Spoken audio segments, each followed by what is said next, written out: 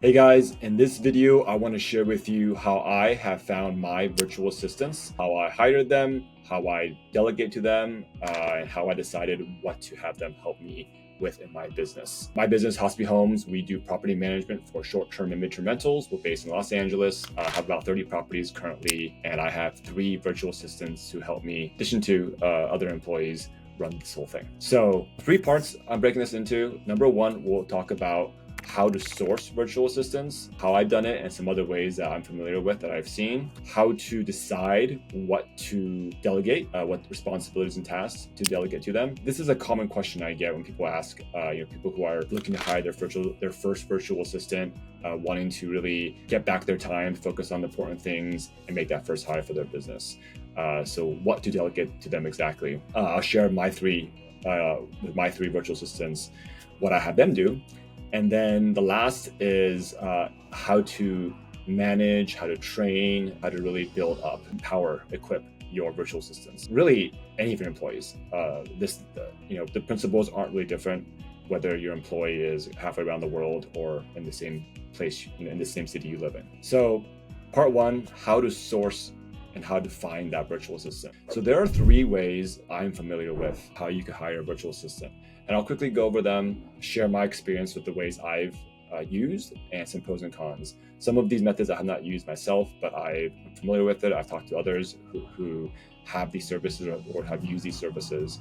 But the first way is essentially the DIY method, where you source and hire directly yourself. So oftentimes you would do so like Fiverr or Upwork, where the virtual assistants are posting their services on those sites. You could browse through all the listings, essentially look at what they have to offer, their prices, and hire them directly, right? Sometimes people use this more for ad hoc projects, like let me hire someone for this one project, might take 5-10 hours. But you could also hire an ongoing employee that way, someone who wants that regular work. Pros of this method is it's probably the cheapest cost to acquire. I don't know exactly, but those sites have some sort of fee. Since you're hiring them directly, as opposed to other methods we'll talk about, you're not paying like a recruiter to go find them for you. Typically the cheapest cost to acquire. The con is DIY. So you're doing all of it yourself. You have to look through all those profiles yourself, figure out how to screen and how to pick which one you want to hire, do the interview yourself, probably hire someone, work with them, realize they're not a good fit, and do it again. So like most things, if you're doing it yourself, it's cheapest but takes most time, right? So that this option number 1 is that it takes more time, takes less money. That's the direct hire through a site like Fiverr or Upwork.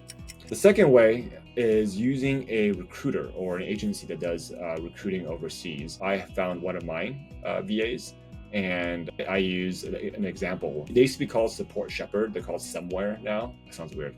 Somewhere is their name now. Very typical recruiting kind of agency where they will talk with you, understand what you're looking for in the role, find candidates and show you the candidates they found, and you can choose which ones you want to interview, right? So again, they're doing a lot of that work for you, saving time. So the pros there, of course, is time savings.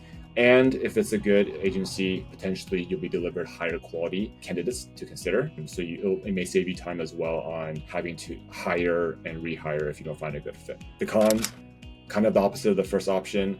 It saves you time but costs you money. So typically these agencies, well, I'll share with the one I use, there is a finder's fee, right? So essentially when you make the hire, there's some kind of lump sum you pay the agency as a finder's fee because they found someone for you that you hired. So I would say this is probably the most expensive way to acquire virtual assistant, or even, there's recruiters for local workers as well, right? Not just virtual. But again, the trade-off is if you have less time, more money, that could be a good option. Third option is kind of unique. And I know a few companies do this. I don't know the official terminology for this, but I'm calling them a virtual assistant service, a VA service. Essentially, you're paying for a service rather than making a hire. This is what I mean by it. These companies typically have their own virtual assistants who work for them. And then when you hire the company, they assign one of their virtual assistants to serve you. It could be that virtual assistant is solely assigned to you only, so it's almost like they're yours, right? Your own employee. Or it could be, let's say you want someone part-time 10, 20 hours a week. It could be then that virtual assistant works for the company full time and they serve you and maybe one other client, right? So pros and cons. The pros are it typically is cheaper than if you're doing a direct hire, right? So I'll give you an example.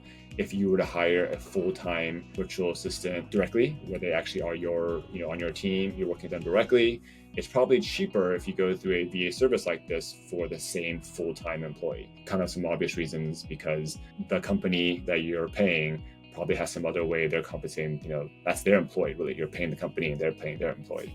Pro, I would say, in the service like this is you have ongoing support, almost like you have your own HR person. But let's say this company, Virtual Assistants International, I don't know, right? So let's say that's the company you hire. So you're paying them. They have their own VAs on their team. So that company, Virtual Assistants International, functions in a sense like your HR department. So if you have problems with that VA, you could talk with them, probably some kind of supervisor.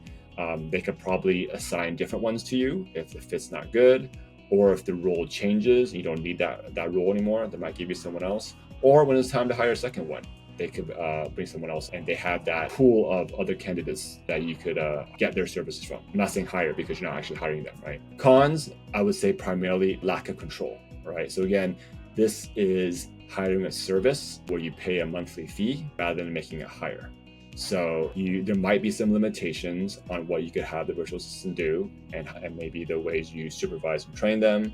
Some of that training and supervision is handled by the company itself. So again, lack of control. But again, you get the support. So really this comes down to, for all these options, is what works for you, right? Do you want to make a direct hire who maybe you feel that sense of you're truly part of my team with me for the long haul, I want to grow with you, get to know you? Or do you want more of that support and you don't want to really deal with the management, kind of HR, maybe payroll elements where those services can help you with? So those are the three ways I'm familiar with how to source a virtual assistant. This last third option, this virtual assistant service I'm calling, there are two great companies I know about. I know the owners. I chatted with them, so I'm happy to recommend them. And I'll put that in the notes below. They are involved to some degree in my industry, which is how I met them, which is short-term and midterm rentals. But by no means do their services only serve my industry.